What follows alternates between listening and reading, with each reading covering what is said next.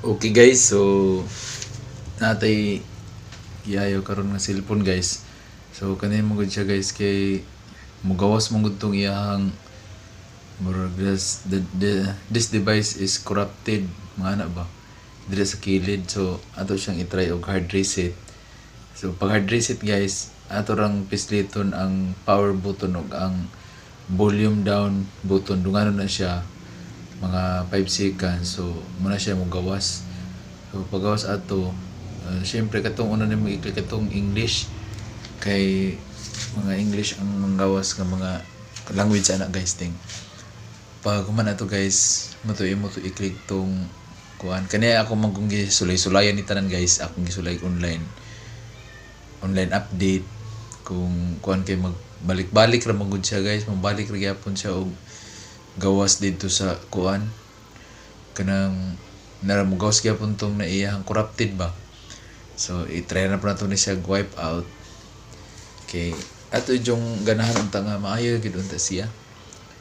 Ani gitryan ako ni tanan gyud balik-balik, kung mabalik ra gyapon siya ako na pud siyang i-tryan og kuan.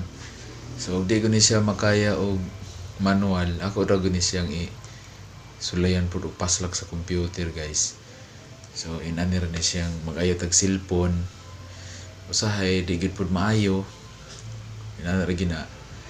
So napoy usahay nga maayo ra pud dayon kay sayon ra nang ilisan ilabi ng LCD or battery. So sayon ra kay tanan. So kani nga unit para nalisdan jud ko ani guys kay magsige man siya og patay-patay. Akong duda ani urag na pud kini siya laing problema. Nya kuan wala lang gid siguro ni siya na update guys.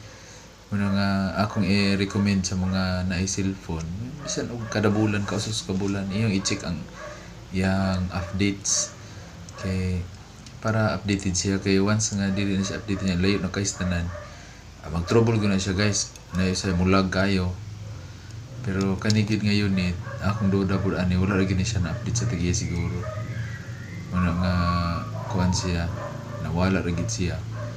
Yan man ni try na ako guys nga to i-download na kay update online. So akong gitryan guys nga kuan akong silbi akong data sa akong cellphone wala ra nako kuan na wala na ko butang password para dili na siya magsigpa ngayo paglain de automatic connect na siya dayon. Ang tagya maguna ni guys wala na